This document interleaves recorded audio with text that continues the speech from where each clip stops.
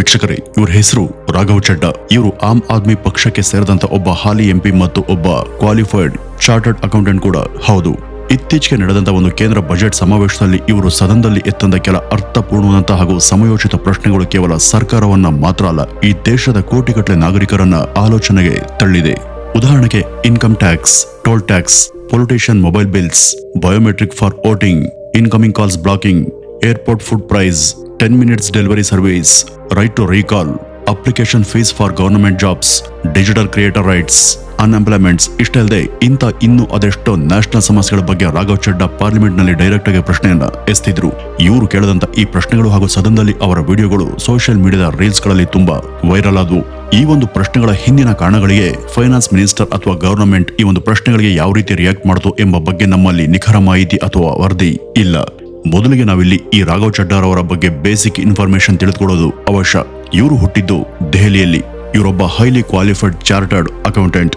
ಇವರು ತಮ್ಮ CA course ಮುಗಿದ ಬಳಿಕ ಡಿಲೈಟ್ ಅಂಡ್ ಗ್ರಾಂಟ್ ಥಾರ್ಟನ್ ತರಹದ ದೊಡ್ಡ ಅಕೌಂಟೆನ್ಸಿ ಕಂಪನಿಗಳಲ್ಲಿ ಕೆಲಸ ಮಾಡಿದ್ರು. 2012ರಲ್ಲಿ ಆಮ್ ಆದ್ಮಿ ಪಾರ್ಟಿ ತಲೆ ಎತ್ತದ ಮೇಲೆ ಆ ಒಂದು ಪಕ್ಷದಲ್ಲಿ ಇವರು ಸಕ್ರಿಯ ಸದಸ್ಯರಾಗಿ ಜಾಯ್ನ್ ಆಗ್ತಾರೆ. ಆ ಬಳಿಕ ಆ ಪಾರ್ಟಿಗೆ ಸೇರಿದಂತ ಅಫಿಷಿಯಲ್ ಸ್ಟೋರ್ಸ್ ಪರ್ಸನ್ ಆಗಿ ಬದಲಾಗಿ ಆಕ್ಟಿವ್ ಪಾಲಿಟಿಕ್ಸ್ ನಲ್ಲಿ ಇನ್ವಾಲ್ವ್ ಆದ್ರು. 2019ರಲ್ಲಿ ಸೌತ್ ದೆಹಲಿಯಲ್ಲಿ ಎಂಪಿಯ ಸ್ಥಾನಕ್ಕೆ ಚುನಾವಣೆಗೆ ನಿಂತು ಸೋಲ್ತಾರೆ. ಮುಂದೆ 2020ರ ದೆಹಲಿ ಅಸೆಂಬ್ಲಿ ಎಲೆಕ್ಷನ್ ನಲ್ಲಿ ನಿಂತು ಮೊದಲ ಬಾರಿಗೆ MLA ಅಂದ್ರೆ ಶಾಸಕರಾಗಿ ಗೆಲ್ತಾರೆ. ಶಾಸಕರಾಗಿ ಗೆದ್ದಂತ ಮುಂದಿನ 2 ವರ್ಷಗಳಲ್ಲಿ ಆಮ್ ಆದ್ಮಿ ಪಕ್ಷ ಇವರನ್ನ ರಾಜ್ಯಸಭಾ ಸದಸ್ಯರನ್ನಾಗಿ ನಾಮಿನೇಟ್ ಮಾಡಿ 2022ರಲ್ಲಿ ಅವರನ್ನ ಪಾರ್ಲಿಮೆಂಟ್ಗೆ ಕಳುಹಿಸುತ್ತೆ. ಪಾರ್ಲಿಮೆಂಟ್ಗೆ ಪ್ರವೇಶ ಮಾಡದಾಗಿಂದ ಈ ರಾಘವ್ ಚಡ್ಡಾ ತುಂಬಾನೇ ವಿವಾದಾತ್ಮಕ ಅನ್ನುವಂತ ನ್ಯಾಷನಲ್ ಲೆವೆಲ್ ಇಶ್ಯೂಗಳ ಬಗ್ಗೆ ಪ್ರಶ್ನೆಗಳನ್ನ ಎತ್ತಿದ್ರು. ಅಷ್ಟಕ್ಕೂ ಆ ಪ್ರಶ್ನೆಗಳು ಏನು ಅಂತ ನಾವು ನಿಮ್ಗೆ ಇಲ್ಲಿ ಒಂದೊಂದಾಗಿ ಹೇಳ್ತಾ ಹೋಗ್ತೀವಿ ಕೇಳಿ. ಅದರಲ್ಲಿ ಮೊದಲನೇ ಪ್ರಶ್ನೆ ಚುನಾವಣೆಯಲ್ಲಿ ಬಯೋಮೆಟ್ರಿಕ್ ನ ಬಳಕೆ ಬಗ್ಗೆ ಇತ್ತು. 2024ರಲ್ಲಿ ನಡೆದಂತ ಜನರಲ್ ಲೋಕಸಭಾ ಚುನಾವಣೆಯಲ್ಲಿ ಕೇವಲ 65% ಮಾತ್ರನೇ ಜನ ಭಾಗಿಯಾಗಿ ವೋಟನ್ನ ಮಾಡಿದ್ರು. ಅಂದ್ರೆ ಇದರ ಅರ್ಥ 100 ಜನರನ್ನ ಪರಿಪಾಲಿಸುವಂತ ಒಬ್ಬ ನಾಯಕನನ್ನ ಕೇವಲ 65 ಜನ ಮಾತ್ರ ಆಯ್ಕೆ ಮಾಡ್ತಾರೆ. ಹಾಗೂ 65% ವೋಟಿಂಗ್ ನಲ್ಲೂ ಕೂಡ ಅದೆಷ್ಟು ಕಳ್ಳ ವೋಟ್ಗಳು ಇದೆಯೋ ಅಂತ ಯಾರಿಗೂ ಗೊತ್ತಿಲ್ಲ. ಪ್ರಸಕ್ತವಾಗಿ ಈಗ ಭಾರತದಲ್ಲಿ ಯಾವುದೇ ಪೊಲಿಟಿಕಲ್ ಪಕ್ಷಕ್ಕೆ ಹೆಚ್ಚು ಮೆಜಾರಿಟಿ ಬಂದ್ರೆ ವಿರೋಧ ಪಕ್ಷಗಳು ಅಯ್ಯೋ ಇದೆಲ್ಲ EVM ಮೆಷಿನ್ ಹ್ಯಾಕಿಂಗ್ ಕಂಡ್ರಿ ಅಂತ ಆರೋಪ ಮಾಡ್ತಾರೆ. ಹರಿಯಾಣ, ಕರ್ನಾಟಕ ಹಾಗೂ ಬಿಹಾರ ರಾಜ್ಯಗಳಲ್ಲಿ ಈ ರೀತಿ ಲಕ್ಷಾಂತರ ಸಂಖ್ಯೆಯಲ್ಲಿ ಫೇಕ್ ವೋಟಿಂಗ್ಗಳು ನಡೆದಿವೆ ಅಂತ ಬಹಳ ಇತ್ತೀಚೆಗೆ ಕೇಂದ್ರದ ವಿರೋಧ ಪಕ್ಷದ ನಾಯಕರಾದಂತ ರಾಹುಲ್ ಗಾಂಧಿ ಅವರು ಆರೋಪ ಮಾಡಿದ್ರು. ಈ ಒಂದು ಫೇಕ್ ವೋಟಿಂಗ್ ಅನ್ನ ಕಂಟ್ರೋಲ್ ಮಾಡುವಂತ ಸಲುವಾಗಿನೇ ಎಲೆಕ್ಷನ್ ಕಮಿಷನ್ ಆಫ್ ಇಂಡಿಯಾ ಈ ಹಿಂದೆ ಬ್ಯಾಲೆಟ್ ಸಿಸ್ಟಮ್ ನಿಂದ EVM ಸಿಸ್ಟಮ್ಗೆ ಶಿಫ್ಟ್ ಆಗಿತ್ತು. ಹಾಗಾಗಿ ಈ ಒಂದು ವೋಟಿಂಗ್ ನಲ್ಲಿ ಆಕ್ಯುರೇಸಿಯನ್ನ ಇನ್ನಷ್ಟು ಹೆಚ್ಚಿಸುವಂತ ಸಲುವಾಗಿ ರಾಘವ್ ಚಡ್ಡಾ ಈ EVM ನ ಜಾಗದಲ್ಲಿ ಬಯೋಮೆಟ್ರಿಕ್ ಸಿಸ್ಟಮ್ ಅನ್ನ ಪರಿಚಯಿಸಿ ಅಥವಾ ಜಾರಿಗೆ ತಂದಂತ ಪಾರ್ಲಿಮೆಂಟ್ ನಲ್ಲಿ ಆಗ್ರಹಿಸಿದ್ರು. ಯಾಕೆಂದ್ರೆ ಸರ್ಕಾರ ಜನರಿಗೆ ಕೊಡುವಂತ ರೇಷನ್ ಅವರಿಗೆ ಸರಿಯಾಗಿ ಸಿಗ್ತಿದೆ ಅಲ್ವಂತ ಚೆಕ್ ಮಾಡೋದಕ್ಕೆ ರೇಷನ್ ಶಾಪ್ಗಳಲ್ಲಿ, ಯೂರಿಯಾ ಕೇಂದ್ರಗಳಲ್ಲಿ ಹಾಗೂ ಪೆನ್ಷನ್ ಪಡೆಯುವಂತ ಸ್ಥಳದಲ್ಲೂ ಕೂಡ ಬಯೋಮೆಟ್ರಿಕ್ ನ ವ್ಯವಸ್ಥೆಯನ್ನ ನಮ್ಮಲ್ಲಿ ಅಳವಡಿಸುವುದಾದ್ರೆ ದೇಶದ ಜನನಾಯಕರನ್ನ ಆಯ್ಕೆ ಮಾಡೋದಕ್ಕೆ ಯಾಕೆ ಈ ಬಯೋಮೆಟ್ರಿಕ್ ಸಿಸ್ಟಮ್ ಅನ್ನ ಇಡಬಾರದು? ಹೀಗೆ ಇದನ್ನ ಜಾರಿಗೆ ತಂದ್ರೆ ಅದು ಫೇಕ್ ವೋಟಿಂಗ್ ಅನ್ನ ನಿಲ್ಲಿಸೋದು ಮಾತ್ರವಲ್ಲದೆ ವೋಟಿಂಗ್ ನಲ್ಲಿ ಪಾರದರ್ಶಕತೆಯನ್ನ ಹಾಗೂ ಪ್ರಜೆಗಳ ನಂಬಿಕೆಯನ್ನು ಕೂಡ ಹೆಚ್ಚಿಸುತ್ತೆ ಅಲ್ವಾ ಅಂತ ಹೇಳಿದ್ರು. ಇನ್ನು ಸದನದಲ್ಲಿ ಅವರ 2ನೇ ಪ್ರಶ್ನೆ ಏನಂದ್ರೆ ಅದು ಟೋಲ್ ಟ್ಯಾಕ್ಸ್ ನ ಬಗ್ಗೆ. ನಮ್ಮ ಹತ್ರ ಒಂದು ಕಾರ್ ಇದ್ರೆ ಅದಕ್ಕೆ GST, road safety cess, ICS, registration fees, road tax ಇಷ್ಟೆಲ್ಲ ಕಟ್ಟಿಯೇ ಅದನ್ನ ನಾವು ರಸ್ತೆಗೆ ತರ್ತೀವಿ. 1988ರ ಮೋಟಾರ್ ವೆಹಿಕಲ್ ಆಕ್ಟ್ ನ ಪ್ರಕಾರ road maintenance, infrastructure development, lighting and safety services ಇವೆಲ್ಲವನ್ನು ಕೂಡ ಪ್ರೊವೈಡ್ ಮಾಡೋದಕ್ಕೆ ಸ್ಟೇಟ್ ಗವರ್ನಮೆಂಟ್ ಈ ರಸ್ತೆ ತೆರಿಗೆಯನ್ನ ನಮ್ಮಿಂದ ಸಂಗ್ರಹಿಸುತ್ತೆ. ಆದ್ರೆ ನಮ್ಮಲ್ಲಿ ಎಷ್ಟೋ ಜಾಗಗಳಲ್ಲಿ ರಸ್ತೆಗಳಿಗೆ ಸರಿಯಾದ ಒಂದು ಮೇಂಟೆನೆನ್ಸ್ ಅನ್ನೋದೇ ಇರೋದಿಲ್ಲ. ಅದಲ್ಲದೆ ಇದ್ರ ಮೇಲೆ ಇಷ್ಟೆಲ್ಲ ಇತರೆ ಹೆಚ್ಚುವರಿ ತೆರಿಗೆಗಳನ್ನ ನಾವು ಮೊದಲೇ ಕಟ್ಟಿ ನಂತರ ಕೂಡ ನಾವು ಹೆಚ್ಚುವರಿಯಾಗಿ ರೋಡ್ ಟ್ಯಾಕ್ಸ್ ಅನ್ನ ಕಟ್ಟಬೇಕು, ಅಂದ್ರೆ ರೋಡ್ ಟೋಲ್ಗಳನ್ನ ಕಟ್ಟಬೇಕು. ಹಾಗಾಗಿ ಇಲ್ಲಿ ರಾಘವ್ ಚಡ್ಡಾ ಅವರ ಪ್ರಶ್ನೆ ಏನಿತ್ತು ಅಂದ್ರೆ ಆಲ್ರೆಡಿ ಜನ ಗಾಡಿಯನ್ನ ಪರ್ಚೇಸ್ ಮಾಡುವಾಗ ರೋಡ್ ಟ್ಯಾಕ್ಸ್ ಅನ್ನ ಕಟ್ಟಿರ್ತಾರೆ. ಆದ್ರೆ ಅದರ ನಂತರ ಕೂಡ ಇವರು ಈ ಟೋಲ್ ಟ್ಯಾಕ್ಸ್ ಗಳನ್ನ ಯಾಕೆ ಕಟ್ಟಬೇಕು? ಹೈವೇಗಳಲ್ಲಿ ಇರುವಂತ ಈ ಒಂದು ಟೋಲ್ ಪ್ಲಾಜಾಗಳಿಂದಲೇ ಅರ್ಧ ಟ್ರಾಫಿಕ್ ಹೆಚ್ಚಾಗಿ ಜನರ ಅಮೂಲ್ಯ ಸಮಯ ಜೊತೆ ಅವರ ಇಂಧನ ಕೂಡ ಖರ್ಚಾಗುತ್ತೆ. ಇಷ್ಟಲ್ಲದೆ ಪ್ರೊಡಕ್ಟಿವಿಟಿ ಕೂಡ ಇಲ್ಲಿ ಕುಸಿಯುತ್ತೆ. ಹಾಗಾಗಿ ಅದ್ಯಾವುದೇ ಗಾಡಿ ಇರಲಿ ಟೋಲ್ ಗೇಟ್ ಬಳಿ ಸುಮಾರು 5 ನಿಮಿಷಕ್ಕಿಂತ ಕೂಡ ಹೆಚ್ಚು ಸಮಯ ಕಾದ್ರೆ ಆ ಟೋಲ್ ಟ್ಯಾಕ್ಸ್ ಅನ್ನ ಕಟ್ಟುವ ಹಾಗಿಲ್ಲ ಎಂಬ ಹೊಸ ಸ್ಟ್ರಿಕ್ಟ್ ರೂಲ್ಸ್ ಅನ್ನ ಈ ತಕ್ಷಣ ಎಲ್ಲಾ ಕಡೆ ಜಾರಿಗೆ ತರಬೇಕು ಅಂತ ಸದನದಲ್ಲಿ ಈ ರಾಘವ್ ಚಡ್ಡಾ ಕೇಳಿದ್ರು. ಇದಕ್ಕೆ ಕೇಂದ್ರ ಸಾರಿಗೆ ಮಂತ್ರಿ ಆದಂತ ನಿತಿನ್ ಗಡ್ಕರಿ ಅವರು ನಾವು ಸ್ಯಾಟಲೈಟ್ ಬೇಸ್ಡ್ ಟೋಲಿಂಗ್ ಸಿಸ್ಟಮ್ ನ ಜಾರಿಗೆ ತರ್ತೀವಿ ಅಂತ ಅನೌನ್ಸ್ ಮಾಡಿದ್ರು. ಅಂದ್ರೆ ಕಾರ್ ನಲ್ಲಿ ಇರುವಂತ GPS ಅನ್ನ ಟ್ರ್ಯಾಕ್ ಮಾಡಿ ಅಕಸ್ಮಾತ್ ಆ ಕಾರ್ ಏನಾದ್ರೂ ಹೈವೇ ಮೇಲೆ ಬಂದ್ರೆ ಆಟೋಮೆಟಿಕ್ ಆಗಿ ಅದರ ಮಾಲೀಕರ ಅಕೌಂಟ್ ನಿಂದ ಟೋಲ್ ಫೀಸ್ ಅನ್ನ ಕಟ್ ಮಾಡ್ತಾರೆ ಹಾಗೂ ಆ ಮೂಲಕ ಟ್ಯಾಕ್ಸ್ ಕಲೆಕ್ಷನ್ ಪ್ರಾಸೆಸ್ ಇನ್ನಷ್ಟು ಸಿಂಪ್ಲಿಫೈ ಮಾಡ್ತಾರೆ ಅಂತ. ಆದ್ರೆ ಇಷ್ಟೆಲ್ಲ ಅನುಕೂಲತೆ ಇದ್ರೂ ಕೂಡ ಟೋಲ್ ಟ್ಯಾಕ್ಸ್ ಮಾತ್ರ ಕಡ್ಡಾಯವಾಗಿ ಎಲ್ಲರೂ ಕಟ್ಟಲೇಬೇಕು, ಅದಂತೂ ತಪ್ಪಿದ್ದಲ್ಲ. ಇನ್ನು ಅವರ 3ನೇ ಪ್ರಶ್ನೆ ಮೊಬೈಲ್ ರೀಚಾರ್ಜ್ಗಳ ಬಗ್ಗೆ ಇತ್ತು. ಇತ್ತೀಚೆಗೆ ನಮ್ಮ ದೇಶದಲ್ಲಿ ಇರುವಂತಹ ಎಲ್ಲಾ ಟೆಲಿಕಾಂ ಕಂಪನಿಗಳು ಯಾವುದೇ ಮೊಬೈಲ್ ರೀಚಾರ್ಜ್ ಆಗದೇ ಇದ್ದಾಗ ಔಟ್ ಗೋಯಿಂಗ್ ಕರೆಗಳ ಜೊತೆಗೆ ಇನ್ಕಮಿಂಗ್ ಕರೆಗಳನ್ನು ಕೂಡ ತಕ್ಷಣವೇ ಬ್ಲಾಕ್ ಮಾಡ್ತವೆ. ಇದರಲ್ಲಿ ನಮ್ಮಲ್ಲಿ ಸಾಕಷ್ಟು ಸಾಮಾನ್ಯ ಪ್ರಜೆಗಳು ಕೂಡ ಸಂಕಷ್ಟಕ್ಕೆ ಸಿಲುಕ್ತಿದ್ದಾರೆ. ಇಲ್ಲಿ ಸಿಮ್ ಕಾರ್ಡ್ ಮತ್ತು ಮೊಬೈಲ್ ಎರಡೂ ಕೂಡ ನಮ್ದೇ ಆಗಿದ್ರು ಇವರು ಅದಕ್ಕೆ ಬರುವಂತ ಎಲ್ಲಾ ಬಗೆಯ ಕರೆಗಳನ್ನು ಕೂಡ ನಿಲ್ಲಿಸಿ ಬಲವಂತದಿಂದ ರೀಚಾರ್ಜ್ ಮಾಡಿಸಬೇಕು ಅಂತ ಷರತ್ತು ಮಾಡೋದು ಯಾವುದೇ ಕಳ್ತನಕ್ಕಿಂತ ಕಡಿಮೆಯಲ್ಲ ಅಂತ ರಾಘವ್ ಚಡ್ಡಾ ಈ ಒಂದು ಸಮಸ್ಯೆ ಬಗ್ಗೆ ತಮ್ಮ ಪ್ರಶ್ನೆಯನ್ನ ಎತ್ತಿದ್ರು. ಏಕೆಂದ್ರೆ ಈ ತರದ ಇನ್ಕಮಿಂಗ್ ಕರೆಗಳು ಮತ್ತು ಮೆಸೇಜ್ಗಳು ಬರೋದನ್ನ ನಿಲ್ಲಿಸೋದ್ರಿಂದ ತುರ್ತು ಪರಿಸ್ಥಿತಿಯಲ್ಲಿ ಇರುವಂತಹ ಜನಕ್ಕೆ ಮುಖ್ಯ ಕರೆಗಳಾಗ್ಲಿ ಅಥವಾ ಬ್ಯಾಂಕ್ಗಳ OTPಗಳಾಗ್ಲಿ ಬರದೆ ಅವರು ತುಂಬಾ ಸಮಸ್ಯೆಯನ್ನ ಎದುರಿಸ್ತಿದ್ದಾರೆ. ಹಾಗಾಗಿ ಸರ್ಕಾರ ತಕ್ಷಣ ಈ ಒಂದು ಸಮಸ್ಯೆ ಕಡೆ ಗಮನ ಹರಿಸಿ ಈ ತರದ ಮೋನೋಪಾಲಿಸ್ಟಿಕ್ ಪ್ರಾಕ್ಟೀಸ್ ಗಳನ್ನ ತಕ್ಷಣ ನಿಲ್ಲಿಸಬೇಕು. ಇನ್ಕಮಿಂಗ್ ಕಾಲ್ಸ್ ಹಾಗೂ ಮೆಸೇಜ್ಗಳನ್ನ ಪ್ರಜೆಗಳ ಕಮ್ಯುನಿಕೇಶನ್ ಹಕ್ಕಿನ ಹಾಗೆ ಟ್ರೀಟ್ ಮಾಡಬೇಕು. ಇದನ್ನ ಅವರು ಬಲವಂತದ ಪೇಡ್ ಸರ್ವಿಸ್ ಆಗಿ ಮಾರ್ಪಾಡು ಮಾಡಬಾರದು ಅಂತ ರಾಘವ್ ಚಡ್ಡಾ ಸದನದಲ್ಲಿ ಡಿಮ್ಯಾಂಡ್ ಮಾಡಿದ್ರು. ಇನ್ನು 4ನೇ ಪ್ರಶ್ನೆ, ರೈಟ್ ಟು ರೀಕಾಲ್ ಬಗ್ಗೆ. ಈಗ ಸೋಷಿಯಲ್ ಮೀಡಿಯಾದಲ್ಲಿ ಹೆಚ್ಚಾಗಿ ವೈರಲ್ ಆಗ್ತಿರುವಂತಹ ಪ್ರಶ್ನೆ ಅಂದ್ರೆ ಅದು ಇದೇನೆ. ರೈಟ್ ಟು ರೀಕಾಲ್ ಅಂದ್ರೆ ಏನಪ್ಪಾ ಅಂದ್ರೆ, ಈಗ ಭಾರತದಲ್ಲಿ 18 ವರ್ಷ ದಾಟಂತ ಪ್ರತಿಯೊಬ್ಬರಿಗೂ ಚುನಾವಣೆಗಳಲ್ಲಿ ವೋಟ್ ಹಾಕಿ ಅವರವರ ನಾಯಕರನ್ನ ಆರಿಸುವಂತಹ ಹಕ್ಕು.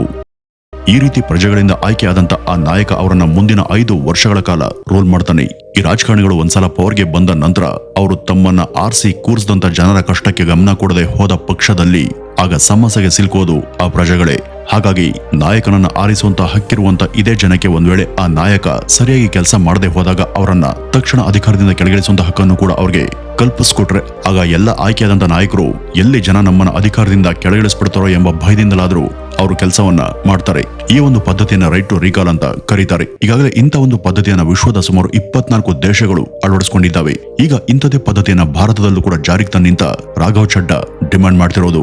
ಇದು ಹೇಗೆ ಪ್ರಯೋಜನಕ್ಕೆ ಬರುತ್ತೆ ಅಂದ್ರೆ, ಕೆಲವು ಜನ ಎಂಪಿಸ್ ಹಾಗೂ MLAಗಳು ಚುನಾವಣೆಯ ಟೈಮಲ್ಲಿ ಹೇಗಾದ್ರೂ ಸರಿ ಗೆಲ್ಬೇಕು ಎಂಬ ದುರಾಲೋಚನೆಯಿಂದ ಮಾಡೋಕೆ ಆಗದೆ ಇರುವಂತಹ ಆಶ್ವಾಸನೆಗಳನ್ನ ನಮ್ಮ ಮುಂದೆ ಇಟ್ಟು ಚುನಾವಣೆಯಲ್ಲಿ ಗೆದ್ದು ಅಧಿಕಾರಕ್ಕೆ ಬರ್ತಾರೆ. ಈ ರೀತಿ ಹೇಗೋ ಒಂದ್ಸಲ ಅಧಿಕಾರಕ್ಕೆ ಅಂತ ಬಂದ್ರೆ ಮುಂದಿನ 5 ವರ್ಷಗಳ ಕಾಲ ಅವರನ್ನ ಯಾರು ಕೂಡ ಟಚ್ ಮಾಡೋದಕ್ಕೆ ಸಾಧ್ಯ ಇಲ್ಲ ಅಂತ ಅನ್ಕೋತಾರೆ. ಆದ್ರೆ ಪ್ರಜೆಗಳಿಗೆ ಅವರನ್ನ ಕೆಳಕ್ಕೆ ಇಳಿಸುವಂತ ಹಕ್ಕು ಇದ್ರೆ ಅವರು ಕೊಟ್ಟ ಮಾತಿನಂತೆ ನಡೆದೇ ಹೋದಾಗ ಪ್ರಜೆಗಳು ಅಧಿಕಾರದ ಅವಧಿ ಮುಗಿಯುವಂತ ಮೊದಲೇ ಕೆಳಗಿಳಿಸ್ತಾರೆ. ಇದೇ ರೈಟ್ ಟು ರೀಕಾಲ್ ನ ಮುಖ್ಯ ಉದ್ದೇಶ. ಇನ್ನು 5ನೇದು ಇನ್ಕಮ್ ಟ್ಯಾಕ್ಸ್ ನ ಬಗ್ಗೆ. ಈ ಸಲದ 2026ರ ಈ ಕೇಂದ್ರ ಬಜೆಟ್ ನಲ್ಲಿ ವಿತ್ತ ಸಚಿವೆ ಆದಂತ ಶ್ರೀಮತಿ ನಿರ್ಮಲಾ ಸೀತಾರಾಮನ್ ಟ್ಯಾಕ್ಸ್ ಕಲೆಕ್ಷನ್ ನ ಡೇಟಾವನ್ನ ತೋರಿಸಿದ್ರು. ಅವ್ರ ಪ್ರಕಾರ ಭಾರತದಲ್ಲಿ ಇರುವಂತಹ ಕಾರ್ಪೊರೇಟ್ ಕಂಪನಿಗಳು 9.89 ಲಕ್ಷ ಕೋಟಿ ರೂಪಾಯಿಗಳನ್ನ ಟ್ಯಾಕ್ಸ್ ಆಗಿ ಕಟ್ಟಿದ್ರೆ ಸಾಮಾನ್ಯ ಪ್ರಜೆಗಳು 11 ಲಕ್ಷ ಕೋಟಿ ರೂಪಾಯಿಗಳ ಹಣವನ್ನ ಟ್ಯಾಕ್ಸ್ ಆಗಿ ಕಟ್ಟಿದ್ದಾರೆ. ಅಂದ್ರೆ 100 ಕೋಟಿ ರೂಪಾಯಿಗಳು ಆದಾಯವನ್ನು ಗಳಿಸುವಂತ ದೊಡ್ಡ ಕಂಪನಿಗಿಂತನೂ ಕೂಡ ಕಡಿಮೆ ಆದಾಯ ಗಳಿಸುವಂತ ಜನ ಸಾಮಾನ್ಯರೇ ಇಲ್ಲಿ ಹೆಚ್ಚು ಪ್ರಮಾಣದ ತೆರಿಗೆ ಹಣವನ್ನ ಕಟ್ತಾ ಇದ್ದಾರೆ ಅಂತ ಅರ್ಥ.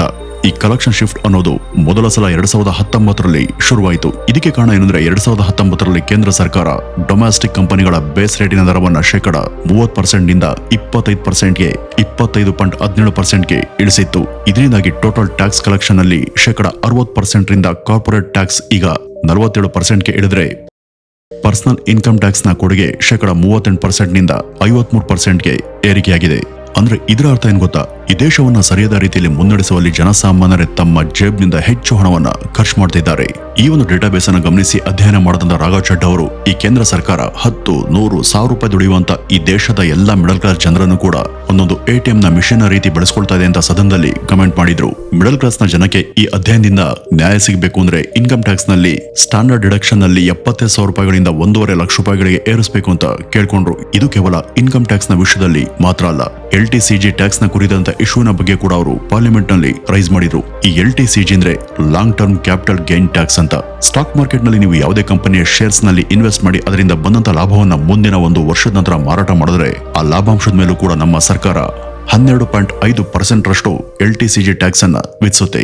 ಈ ಒಂದು ಟ್ಯಾಕ್ಸ್ಗೆ ಹೆದರಿನೇ ಬಹಳಷ್ಟು ಜನ ಭಾರತೀಯರು ತಮ್ಮ ಆದಾಯದ ಬಹುಪಾಲನ್ನ ಸ್ಟಾಕ್ ಮಾರ್ಕೆಟ್ಗೆ ಹಾಕದೆ ಗೋಲ್ಡ್ ಹಾಗೂ ರಿಯಲ್ ಎಸ್ಟೇಟ್ ಮೇಲೆ ಸುರಿತಿದ್ದಾರೆ. ಏಕೆಂದ್ರೆ ನಮ್ಮಲ್ಲಿ ಈ ಒಂದು ಸ್ಟಾಕ್ ಮಾರ್ಕೆಟ್ ನಿಂದ ಬರುವಂತ ಲಾಭ ಕಡಿಮೆನೆ. ಅಂತದ್ರಲ್ಲಿ ಅದ್ರ ಮೇಲೂ ಕೂಡ 12%ಗಿಂತ ಹೆಚ್ಚು ಟ್ಯಾಕ್ಸ್ ಅನ್ನ ಹಾಕಿದ್ರೆ ಜನ ಸಾಮಾನ್ಯರಿಗೆ ಅದರಲ್ಲಿ ಏನ್ ತಾನೇ ಉಳಿಯುತ್ತೆ. ಅದೇ ಕಾರಣಕ್ಕಾಗಿ ಇಂಡಿವಿಜುವಲ್ ರಿಟೇಲ್ ಇನ್ವೆಸ್ಟರ್ಸ್ಗೆ ಈ LTCG ಟ್ಯಾಕ್ಸ್ ಅನ್ವಯಿಸಬಾರದು, ಅದನ್ನ ಈ ಕೂಡಲೇ ತೆಗೆದುಹಾಕಬೇಕು ಅಂತ ರಾಘವ್ ಚಡ್ಡಾ ಅವರು ಪಾರ್ಲಿಮೆಂಟ್ ನಲ್ಲಿ ಡಿಮ್ಯಾಂಡ್ ಮಾಡಿದ್ರು. ಆ ರೀತಿ ಏನಾದ್ರೂ ಮಾಡಿದೆ ಆದಲ್ಲಿ ಗೋಲ್ಡ್ ಹಾಗೂ ರಿಯಲ್ ಎಸ್ಟೇಟ್ ಗಳಿಂದ ಬಂದಂತ ಹೆಚ್ಚುವರಿ ಆದಂತ ಲಾಭವನ್ನ ಜನ ಸ್ಟಾಕ್ ಮಾರ್ಕೆಟ್ ನಲ್ಲಿ ಧೈರ್ಯವಾಗಿ ಇನ್ವೆಸ್ಟ್ ಅನ್ನ ಮಾಡ್ತಾರೆ. ಇದರಿಂದ ನಮ್ಮಲ್ಲಿ ಹೂಡಿಕೆ ಪ್ರಮಾಣ ಕೂಡ ಹೆಚ್ಚಾಗಿ ಪ್ರಗತಿಗೆ ದಾರಿಯಾಗುತ್ತೆ ಅಂತ ತಿಳಿಸಿದ್ರು. ಇನ್ನು 6ನೇ ಪ್ರಶ್ನೆ, ಏರ್ಪೋರ್ಟ್ ನ ಫುಡ್ ಪ್ರೈಸ್ ಬಗ್ಗೆ. ಈ ಏರ್ವೇಸ್ ಅನ್ನೋದು ರೋಡ್ವೇಸ್ ಮತ್ತು ರೈಲ್ವೇಸ್ನ ಸಾರಿಗೆಯ ಒಂದು ವಿಧ ಅಷ್ಟೇ. ಆದ್ರೆ ನಮ್ಮ ದೇಶದ ಏರ್ಪೋರ್ಟ್ಗಳನ್ನ ಸಾರಿಗೆ ಕೇಂದ್ರಗಳಂತೆ ಅಲ್ಲದೆ ಅವುಗಳನ್ನ ಐಷಾರಾಮಿ ಶಾಪಿಂಗ್ ಮಾಲ್ಗಳ ಹಾಗೆ ಬದಲಾಯಿಸುತ್ತಿದ್ದಾರೆ. ಅಲ್ಲಿ ಸಿಗುವಂತ ಫುಡ್ಸ್ ಮತ್ತು ಅಗತ್ಯ ವಸ್ತುಗಳನ್ನ ತೀವ್ರವಾಗಿ ಹೆಚ್ಚಿಸಿ ಜನಸಾಮಾನ್ಯರು ಯಾರು ಕೂಡ ಏರ್ಪೋರ್ಟ್ಗಳಲ್ಲಿ ಕನಿಷ್ಠ ಒಂದು ವಾಟರ್ ಬಾಟಲ್ ಅನ್ನು ಕೂಡ ಖರೀದಿ ಮಾಡೋದಕ್ಕೆ ಸಾಧ್ಯವಾಗದಂತ ಪರಿಸ್ಥಿತಿಯನ್ನ ನಿರ್ಮಿಸಿದ್ದಾರೆ. ಉದಾಹರಣೆಗೆ ಹೊರಗಡೆ 20 ರೂಪಾಯಿ ಬೆಲೆ ಬಾಳುವಂತ 1 ಲೀಟರ್ ವಾಟರ್ ಬಾಟಲ್ ನ ಬೆಲೆ ಇಲ್ಲಿ 100 ರೂಪಾಯಿ ಇರುತ್ತೆ. ಹಾಗೂ 10 ರೂಪಾಯಿಂದ 20 ರೂಪಾಯಿ ಬೆಲೆ ಬಾಳುವಂತ ಟೀ ಅಥವಾ ಕಾಫಿ ಏರ್ಪೋರ್ಟ್ ನಲ್ಲಿ 200 ರೂಪಾಯಿಗಿಂತ ಹೆಚ್ಚು ಜಾಸ್ತಿ ಇರುತ್ತೆ. ಇನ್ನು ಅಲ್ಲಿ ಸಿಗುವಂತ ಫುಡ್ಸ್ ಹಾಗೂ ಸ್ನಾಕ್ಸ್ ಗಳ ಬಗ್ಗೆ ಹೇಳುವಂತ ಅವಶ್ಯಕತೆ ಇಲ್ವೇ ಇಲ್ಲ. ಅವುಗಳಂತೂ ಅತಿ ದುಬಾರಿ. ಇವುಗಳ ದರಗಳನ್ನ ಕಡಿಮೆ ಮಾಡುವಂತ ಸಲುವಾಗಿನೇ ಸರ್ಕಾರ ವಿಮಾನ ನಿಲ್ದಾಣಗಳಲ್ಲಿ ಉಡಾನ್ ಯಾತ್ರೆ ಕೆಫೆಗಳನ್ನ ಪರಿಚಯ ಮಾಡಿಸ್ತು. ಆದ್ರೆ ಅವು ಎಲ್ಲಾ ಏರ್ಪೋರ್ಟ್ಗಳಲ್ಲೂ ಕೂಡ ಲಭ್ಯ ಇಲ್ಲ. ಆದ್ರಿಂದ ವಿಮಾನ ನಿಲ್ದಾಣಗಳಲ್ಲಿ ಜನ ಹೈಫೈನೆಸ್ ಗಳಿಂದ ತುಂಬಾ ಸಮಸ್ಯೆಯನ್ನ ಎದುರಿಸುತ್ತಿದ್ದಾರೆ. ಅಷ್ಟೇ ಅಲ್ಲ, ಟಿಕೆಟ್ ಅನ್ನ ಬುಕ್ ಮಾಡುವಾಗ ಏರ್ಲೈನ್ಸ್ ಕಂಪನಿಗಳು ನಮ್ಮ ಹತ್ರ ಇರುವಂತಹ ಲಗೇಜ್ ಗಳಿಗೆ ಒಂದು ಲಿಮಿಟ್ ಅಥವಾ ಮಿತಿಯನ್ನ ಹಾಕ್ತಾರೆ. ಇವರು ಹಾಕ್ತಂತ ತೂಕದ ಮಿತಿಗಿಂತ ಒಂದೇ 1 kg ನಮ್ಮ ಹತ್ರ ಲಗೇಜ್ ಎಕ್ಸ್ಟ್ರಾ ಇದ್ರೂ ಕೂಡ ಅದಕ್ಕೆ ಅವರು 500 ರಿಂದ 1000 ರೂಪಾಯಿ ಹೆಚ್ಚುವರಿ ಹಣವನ್ನ ವಿಧಿಸ್ತಾರೆ. ಆದ್ರೆ ಇದೇ ಏರ್ಲೈನ್ಸ್ ಕಂಪನಿಗಳು ಅವರ ಫ್ಲೈಟ್ಗಳು ಡಿಲೇ ಆದ್ರೆ ಪ್ರಯಾಣಿಕರಿಗೆ ಅದರಿಂದ ಆಗುವಂತ ನಷ್ಟದ ಬಗ್ಗೆ ಕೇರೆ ಮಾಡೋದಿಲ್ಲ. ಹಾಗಾಗಿ ಇಲ್ಲಿ ಈ ಒಂದು ಸಮಸ್ಯೆಗೆ ಸಂಬಂಧಪಟ್ಟಂತೆ ರಾಘವ್ ಚಡ್ಡಾ ಅವರು ಏನ್ ಡಿಮ್ಯಾಂಡ್ ಮಾಡಿದ್ರು ಅಂದ್ರೆ ಏರ್ಪೋರ್ಟ್ಗಳಲ್ಲಿ ಇರುವಂತ ಎಲ್ಲಾ ಫುಡ್ ಪ್ರೈಸ್ ಗಳನ್ನು ಕೂಡ ತಕ್ಷಣ ಕಡಿಮೆ ಮಾಡಬೇಕು. ಪ್ರಯಾಣಿಕರು ಕ್ಯಾರಿ ಮಾಡುವಂತ ಯಾವುದೇ ತರಹದ ಹೆಚ್ಚುವರಿ ಲಗೇಜ್ಗೆ ರೀಸನಬಲ್ ಪ್ರೈಸ್ ಗಳನ್ನ ಮಾತ್ರನೇ ಚಾರ್ಜ್ ಮಾಡಬೇಕು. ಹಾಗೂ ಮುಖ್ಯವಾಗಿ ಯಾವುದೇ ವಿಮಾನ ಡಿಲೇ ಆದ್ರೆ ಪ್ರತಿ ಗಂಟೆಗೆ ಒಂದು ನಿರ್ದಿಷ್ಟ ಅಮೌಂಟ್ ಅನ್ನ ಫಿಕ್ಸ್ ಮಾಡಿ ಅದನ್ನ ಪ್ರಯಾಣಿಕರಿಗೆ ಕೊಡಬೇಕು. ಇದು ಅವರ ಬೇಡಿಕೆಯಾಗಿತ್ತು. ಆದ್ರೆ ಈ ಒಂದು ಬೇಡಿಕೆಗೆ ಸರ್ಕಾರ ಹೆಚ್ಚಾಗಿ ಯಾವುದೇ ಪ್ರತಿಕ್ರಿಯೆ ಕೊಡಲಿಲ್ಲ. ಇನ್ನು 7ನೇದ್ದು 10 ಮಿನಿಟ್ಸ್ ಡೆಲಿವರಿಯ ಬಗ್ಗೆ. ಅವ್ರ ಪ್ರಕಾರ ಇದನ್ನ ನಿಷೇಧ ಮಾಡಬೇಕು ಅನ್ನೋದು. ಪ್ರಸಕ್ತ ಈಗ ಭಾರತದಲ್ಲಿ ಕ್ವಿಕ್ ಕಾಮರ್ಸ್ ಹೊಸ ಬಗೆಯ ಸಂಚಲನ ಸೃಷ್ಟಿ ಮಾಡಿದೆ. ಅಂದ್ರೆ ಇ ಕಾಮರ್ಸ್ ಬಿಸಿನೆಸ್ ಮಾಡುವಂತ ಎಷ್ಟೋ ಕಂಪನಿಗಳು ಗ್ರಾಹಕರು ಆರ್ಡರ್ ಮಾಡುವಂತ ಯಾವುದೇ ವಸ್ತುವನ್ನ 10 ನಿಮಿಷದಲ್ಲಿ ಡೆಲಿವರಿ ಮಾಡ್ತೀವಿ ಎಂಬ ಮಾತನ್ನ ಕೊಟ್ಟು ಆ ರೀತಿ ಬೇಗ ಡೆಲಿವರಿ ಮಾಡೋದಕ್ಕೆ ಡೆಲಿವರಿ ಹುಡುಗರ ಮೇಲೆ ತೀವ್ರವಾದಂತಹ ಪ್ರೆಷರ್ ಅನ್ನ ಹಾಕ್ತಿದ್ದಾರೆ. ಈ ಒಂದು ಒತ್ತಡವನ್ನ ಹ್ಯಾಂಡಲ್ ಮಾಡೋದಕ್ಕೆ ಸಾಧ್ಯವಾಗದೆ ಎಷ್ಟೋ ಜನ ಡೆಲಿವರಿ ಹುಡುಗರು over speeding, red light jumping ಅನ್ನ ಮಾಡುವ ಮೂಲಕ ರಸ್ತೆಯ ನಿಯಮಗಳನ್ನ ಬ್ರೇಕ್ ಮಾಡ್ತಿದ್ದಾರೆ. ಯಾಕೆಂದ್ರೆ ಆನ್ ಟೈಮ್ ಡೆಲಿವರಿ ಮಾಡದೆ ಹೋದ್ರೆ ಅವರಿಗೆ ಗ್ರಾಹಕರಿಂದ ಉತ್ತಮ ರೇಟಿಂಗ್ಗಳು ಸಿಗದೆ ಇನ್ಸೆಂಟಿವ್ಗಳು ಕಡಿಮೆ ಆಗ್ತವೆ. ಈ ಆನ್ ಟೈಮ್ ಹಾಗೂ 10 ಮಿನಿಟ್ ಡೆಲಿವರಿ ಮಾಡುವಂತ ಡೆಲಿವರಿ ಹುಡುಗರು ಅದಕ್ಕಾಗಿನೇ ದಿನದ 12 ರಿಂದ 14 ಗಂಟೆಗಳ ಕಾಲ ಬಿಸಿಲು, ಮಳೆ, ಚಳಿಯಿಂದೆ ಕಷ್ಟಪಟ್ಟು ಕೆಲಸವನ್ನ ಮಾಡ್ತಿದ್ದಾರೆ. ಹಾಗಾಗಿ ಇದನ್ನ ತಕ್ಷಣ ನಿಲ್ಲಿಸದೆ ಹೋದಲ್ಲಿ ಡೆಲಿವರಿ ಏಜೆಂಟ್ಗಳಿಗೆ ಮಾತ್ರವಲ್ಲ ರಸ್ತೆಯಲ್ಲಿ ಓಡುವಂತ ಇತರರಿಗೂ ತೊಂದರೆ ಉಂಟಾಗುತ್ತೆ. ಆದ್ರಿಂದ ಈ 10 ಮಿನಿಟ್ ಡೆಲಿವರಿಯ ಪದ್ಧತಿಯನ್ನು ದೇಶಾದ್ಯಂತ ಬ್ಯಾನ್ ಮಾಡಬೇಕು ಅಂತ ರಾಘವ್ ಚಡ್ಡಾ ಅವರು ಪಾರ್ಲಿಮೆಂಟ್ ನಲ್ಲಿ ಇಶ್ಯೂವನ್ನ ರೈಸ್ ಮಾಡಿದ್ರು. ಇದಕ್ಕೆ ರೆಸ್ಪಾಂಡ್ ಮಾಡದಂತ ಸರ್ಕಾರ ಇದಕ್ಕಾಗಿ ಹೊಸ ರೂಲ್ಸ್ ಅನ್ನ ಜಾರಿ ಮಾಡಿದೆ. ಇನ್ಮೇಲೆ ಇ ಕಾಮರ್ಸ್ ಹಾಗೂ ಕ್ವಿಕ್ ಕಾಮರ್ಸ್ ಬಿಸಿನೆಸ್ ಮಾಡುವಂತ ಯಾವುದೇ ಕಂಪನಿ ಆಗಲಿ 10 ಮಿನಿಟ್ ಡೆಲಿವರಿ ಎಂಬ ಪದವನ್ನು ಎಲ್ಲೂ ಕೂಡ ಬಳಸಕೂಡದು. ಈ ಒಂದು ಟ್ಯಾಗ್ಲೈನ್ ಇಟ್ಕೊಂಡು ತಮ್ಮ ಯಾವುದೇ ಬ್ರಾಂಡಿಂಗ್ ಅಥವಾ ಪ್ರಮೋಷನ್ ಅನ್ನ ಮಾಡಬಾರದು. ಕಸ್ಟಮರ್ ಮೊಬೈಲ್ಗಳಲ್ಲಿ 10 ಮಿನಿಟ್ ಟೈಮ್ ರನ್ ಆಗಬಾರದು. ಡೆಲಿವರಿ ಏಜೆಂಟ್ಗಳಿಗೆ ಆಗುವಂತಹ ಒಟ್ಟಾರೆ ರಸ್ತೆ ಅಪಘಾತಗಳಲ್ಲಿ 20% ಅಪಘಾತಗಳು ಈ ರೀತಿ ಮೊಬೈಲ್ ಟೈಮರ್ ರನ್ ಮಾಡೋದ್ರಿಂದನೇ ಸಂಭವಿಸ್ತವೆ. ಹಾಗಾಗಿ ಸರ್ಕಾರ ಈ ಒಂದು ಹೊಸ ರೂಲ್ಸ್ ನ 2026 ಜನವರಿಯಿಂದನೇ ತಂದಿದೆ. ಇದೆಲ್ಲ ಸರಿ. ಆದ್ರೆ ರಾಘವ್ ಚಡ್ಡಾ ಅವರು ಕೇಳಿದಂತ ಎಲ್ಲಾ ಪ್ರಶ್ನೆಗಳಿಗೆ ಸರ್ಕಾರ ಸಮಾಧಾನಕರ ಉತ್ತರವನ್ನ ಕೊಟ್ಟಿಲ್ಲ. ಹಾಗೂ ಎಲ್ಲಾ ಇಶ್ಯೂಗಳಿಗೂ ಕೂಡ ಸಮರ್ಪಕ ಪರಿಹಾರ ಸಿಕ್ಕಿಲ್ಲ. ಇವುಗಳಲ್ಲಿ ಕೆಲ ಸಮಸ್ಯೆಗಳ ಬಗ್ಗೆ ಮಾತ್ರ ಸರ್ಕಾರ ಗಮನ ಹರಿಸಿದೆ. ಹಾಗೂ ಈ ಒಂದು ಕ್ರಮಗಳನ್ನು ಕೂಡ ಅದು ರಾಘವ್ ಚಡ್ಡಾ ಅವರ ತರದ ಸೂಕ್ತ ವ್ಯಕ್ತಿ ಅಲ್ಲಿ ನಿಂತು ಪಾರ್ಟಿ ನಾಯಕ ಎಂಬ ಸೋಗಿಗೆ ಬೀಳದೆ ದೇಶದ ಸಮಸ್ತ ಜನರ ಪರವಾಗಿ ಧೈರ್ಯದಿಂದ ಪ್ರಶ್ನೆ ಮಾಡಿದ್ರು ಅಂತ ಜನ ಅವರನ್ನ ಮೆಚ್ಚಿಕೊಂಡಿದ್ದಾರೆ. ಈಗ ಇಲ್ಲಿ ಪಾಯಿಂಟ್ ಏನು ಅಂದ್ರೆ ಇವುಗಳಲ್ಲಿ ಎಷ್ಟು ಸಮಸ್ಯೆಗಳಿಗೆ ಸಂಬಂಧಪಟ್ಟಂತ ಅಥಾರಿಟಿಗಳ ಸೂಕ್ತ ಪರಿಹಾರವನ್ನ ಜಾರಿ ಮಾಡ್ತು ಅನ್ನೋದಕ್ಕಿಂತ ಇಂಥ ಸಮಯೋಚಿತ ಹಾಗೂ ಅತ್ಯವಶ್ಯಕ ಪ್ರಶ್ನೆಗಳನ್ನ ಯಾವುದೇ ಹಿಂಜರಿಕೆ ಇಲ್ಲದೆ ಅವುಗಳ ಬಗ್ಗೆ ಪ್ರಶ್ನೆ ಮಾಡುವಂತ ಆ ಒಂದು ಗಟ್ಟಿ ಧ್ವನಿ ಅನ್ನೋದು ಇಂಥ ಸಂಸತ್ನಲ್ಲಿ ಖಂಡಿತವಾಗಿ ಒಂದಾದ್ರೂ ಇರಲೇಬೇಕು. ಅದು ರಾಘವ್ ಚಡ್ಡಾ ಅವರದೇ ಆಗಿರ್ಬೋದು ಅಥವಾ ಈ ದೇಶದ ಬಗ್ಗೆ ಕಾಳಜಿ ಇರುವಂತ ಬೇರೆ ಯಾವ್ದಾದ್ರೂ ಸಣ್ಣ ಪಕ್ಷದಲ್ಲಿರುವಂತ ವ್ಯಕ್ತಿಯದೇ ಆಗಿರ್ಬೋದು. ಇನ್ನು ನಾವಿಲ್ಲಿ ರಾಘವ್ ಚಡ್ಡಾ ಅವರು ಪಾರ್ಲಿಮೆಂಟ್ ನಲ್ಲಿ ಇಟ್ಟಂತ ಒಟ್ಟು ಪ್ರಶ್ನೆಗಳಲ್ಲಿ ಕೆಲವೊಂದನ್ನು ಮಾತ್ರ ಆರಿಸಿ ನಿಮಗೆ ತಿಳಿಸಿದ್ದು. ಇದಲ್ಲದೆ ರಾಜಕಾರಣಿಗಳ ವಿದ್ಯಾರ್ಹತೆ, ಮೀಸಲಾತಿ, ಸರ್ಕಾರಿ ಕೆಲಸಗಳ ಏರುವಂತ ಅರ್ಜಿಯ ಶುಲ್ಕ, ಕಾರ್ಪೊರೇಟ್ ಲಾಸ್ ಹಾಗೂ ಬ್ಯಾಂಕಿಂಗ್ ನ ಸೇವೆಗಳ ಬಗ್ಗೆ ಕೂಡ ಅವರು ಅಲ್ಲಿ ಮಾತನಾಡಿದ್ರು. ಅವುಗಳ ಬಗ್ಗೆ ಕೂಡ ಚರ್ಚೆ ಬೇಕು ಅನ್ನೋದಾದ್ರೆ ಕಮೆಂಟ್ ನಲ್ಲಿ ತಿಳಿಸಿ. ಅದ್ರ ಬಗ್ಗೆ ಕೂಡ ನಿಮ್ಮ ವಾಹಿನಿಯಲ್ಲಿ ಇದನ್ನ 2ನೇ ಭಾಗವಾಗಿ ವಿಡಿಯೋವನ್ನ ಮಾಡುವಂತ ಪ್ರಯತ್ನವನ್ನ ನಾವು ಮಾಡ್ತೀವಿ ಅಂತ ಹೇಳ್ತಾ ಇವತ್ತಿನ ಈ ಒಂದು ವಿಡಿಯೋವನ್ನ ಇಲ್ಲಿಗೆ ಮುಗಿಸೋಣ. ಮತ್ತೆ ಈ ರಾಘವ್ ಚಡ್ಡಾ ಬಗ್ಗೆ ನಿಮ್ಮ ಅನಿಸಿಕೆಯನ್ನ ಕಮೆಂಟ್ ನ ಮೂಲಕ ತಪ್ಪದೆ ತಿಳಿಸಿ. ನಮಸ್ಕಾರ.